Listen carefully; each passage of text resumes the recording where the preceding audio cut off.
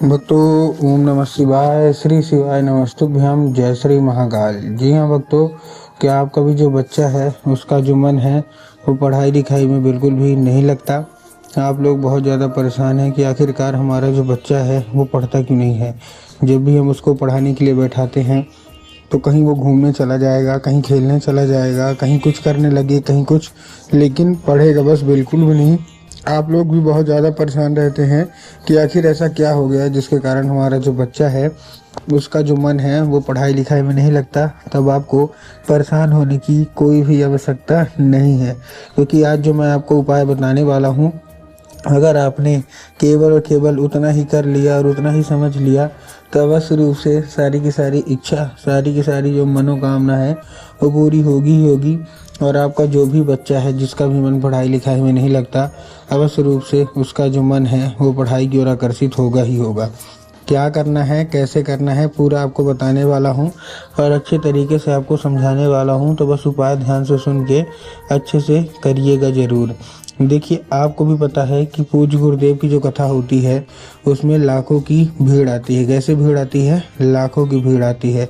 और जब गुरुदेव की कथा में लाखों की भीड़ आती है तो वहाँ ज़्यादातर जो भक्त होते हैं वो क्या करते हैं, पत्र के द्वारा अपनी इच्छा और अपनी मनोकामना जो है वो गुरुदेव तक पहुँचाते हैं।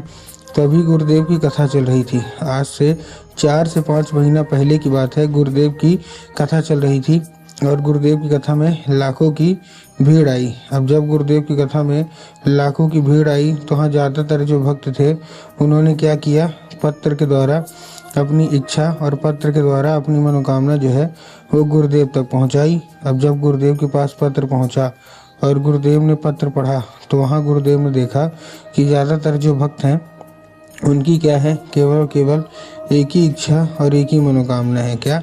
कि गुरुदेव, हमारा जो बच्चा है ना, उसका जो मन है वो पढ़ाई लिखाई में बिल्कुल भी नहीं लगता। हम लोग बहुत ज़्यादा परेशान हैं कि आखिरकार हमारा जो बच्चा है वो पढ़ता क्यों नहीं है।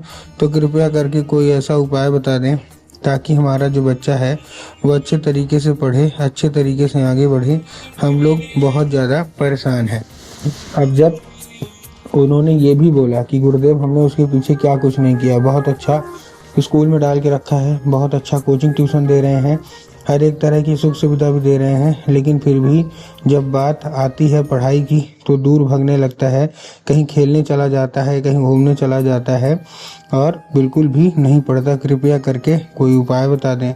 जब गुरुदेव ने ये देखा तब गुरुदेव ने बताया 2 से 3 उपाय और कहा, केवल और केवल ये उपाय कर लेना, तुम्हारा जो भी बच्चा है जिसका भी मन पढ़ाई लिखाई में नहीं लगता, अवश्य रूप से उसका जो मन है वो पढ़ाई की ओर आकर्षित होगा ही होगा।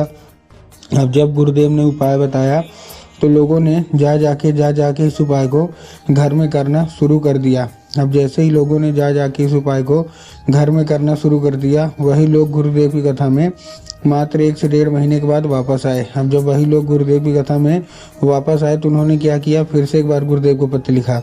लेकिन ये वाला जो पत्र था ये गुरुदेव को धन्यवाद के रूप में पत्र था कि गुरुदेव, धन्य हो आपका, आपके द्वारा बताया गया उपाय हमने कर लिया है, हमारी सारी इच्छा, सारी मनोकामना जो है वो पूरी हो गई है। हमारा जो बच्चा था जिसका मन पढ़ाई लिखाई में बिल्कुल भी नहीं लगता था, अब वो बिना कुछ बोले, बिना कुछ कहे केवल और केवल पढ़ाई ही करता है। आपका कोटि कोटि धन्यवाद। तो देखिए, जो लोग भी मेरी आवाज़ अभी सुन रहे हैं ना, अगर आपको भी जानना है कि आखिर ऐसा कौन सा उपाय है जिसको करने मात्र से इच्छा, मनोकामना तो सब पूरी हो जाती है, तो चलिए हम बताते हैं आपको आज की इस वीडियो के माध्यम से कि आपको करना क्या है। तो बस उपाय ध्यान से सुन के अच्छे से करिएगा ज़रूर। लेकिन उसके पहले चैनल पे अगर पहली बार आए हैं और आवाज़ मेरी पहली बार सुन रहे हैं तो वीडियो कर दें लाइक और चैनल को भी कर लें सब्सक्राइब, ताकि पूजनीय पंडित प्रदीप जी मिश्रा के रोज नए नए उपाय जो कि मैं उनकी कथा से सुनता हूँ, श्रवण करता हूँ, सबसे पहले मैं आपको प्राप्त करा सकूँ। ठीक, तो देखिए, जो हमारा सबसे पहला उपाय है, इस उपाय में आपको करना क्या है। जो हमारा सबसे पहला उपाय है, इस उपाय में सबसे पहले आपको 3 काली तिल और साथ में आपको एक धतूरा चाहिए अपने बच्चे के लिए। क्या चाहिए? 3 काली तिल और साथ में आपको एक धतूरा।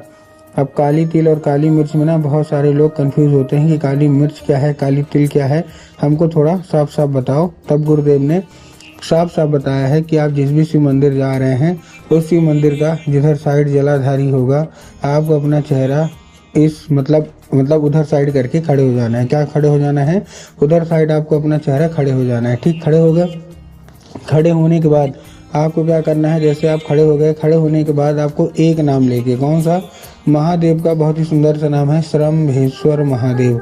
तो आप अपने बच्चे को बोलिएगा कि श्रम्भेश्वर महादेव का नाम लेके और उन्हीं का स्मरण करके ये उपाय कर लें। पूज्य गुरुदेव कहते हैं कि अगर उसने इतना ही कर लिया, आपने इतना ही कर लिया, तो सारी की सारी इच्छा, सारी की सारी मनोकामना जो है वो पूरी होगी और आपका बच्चा अवश्य रूप से पढ़ाई की ओर आकर्षित होगा ही होगा। ये था हमारा पहला उपाय। अब हम चलते हैं अपने दूसरे उपाय की ओर। अब देखिए, जो हमारा दूसरा उपाय है, इस उपाय में आपको क्या करना है?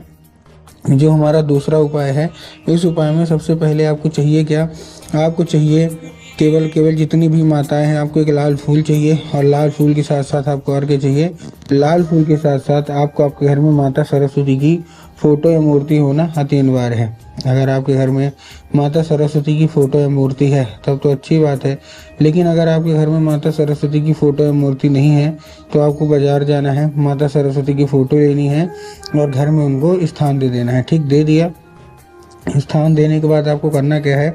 शाम के वक्त में जब भी आपके घर में पूजा पाठ होती है तो आपको लाल फूल उठाना है और माता सरस्वती को अर्पित करना है और माता से उसको औषधि के रूप में मांगना है कि माता कृपया करके हमको इसको औषधि के रूप में प्रदान करिए।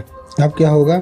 अब ये औषधि का रूप ले लेगा। औषधि का रूप जैसे ही ले लेगा, औषधि का रूप लेने के बाद आपको करना क्या है? जैसे औषधि का रूप लेगा, औषधि का रूप लेने के बाद उसी रात जब आपका बच्चा अच्छे तरीके से खाना पीना खा के सो जाए तो आपको लाल फूल उठाना है और अपने बच्चे के माथे पे 2 से 3 बार आपको फेर देना है। पूज्य गुरुदेव कहते हैं कि अगर आपने इतना कर लिया तो उस फूल के जरिए स्वयं माता जो है सरस्वती वो उसके दिमाग में प्रवेश कर जाती हैं और उसका जितना भी दिमाग इधर उधर के कामों में लगता है वहाँ से न लग के केवल और केवल जो मन है उसका वो पढ़ाई की ओर आकर्षित होगा ही होगा। ठीक, ये तो था हमारा कौन सा? दूसरा उपाय। अब हम चलते हैं अपने तीसरे और आखिरी उपाय की ओर। अब देखिए, जो तीसरा और आखिरी उपाय है, इस उपाय में आपको सबसे पहले चाहिए क्या? एक पान का पत्ता और पान के पत्ते के ऊपर आपको चाहिए शहद का लेपन। उसी पान के पत्ते के ऊपर आपको शहद का लेपन चाहिए। शहद का लेपन कर दिया। अब शहद का लेपन करने के बाद आपको करना क्या है? शहद का लेपन जैसे ही कर दिया अपने बच्चे के हाथ में दीजिए और उसको भेजिए कहाँ? सीधा सीधा शिव मंदिर। अब जैसे ही आपका बच्चा शिव मंदिर पहुंचेगा उसको बोलिएगा कि कहाँ अर्पित कर दे? माता शोक सुंदरी की जगह पे। माता शोक सुंदरी की जगह कहाँ होती है? जलाधारी के बिल्कुल बीचों बीच। तो बस आप वहीं अर्पित करवा दीजिए बस। पूज्य गुरुदेव कहते हैं कि अगर आपने ऐसा कर लिया तो माता शोक सुंदरी प्रसन्न होंगी और आपका बच्चा बस रूप से पढ़ाई की ओर आकर्षित होगा ही होगा।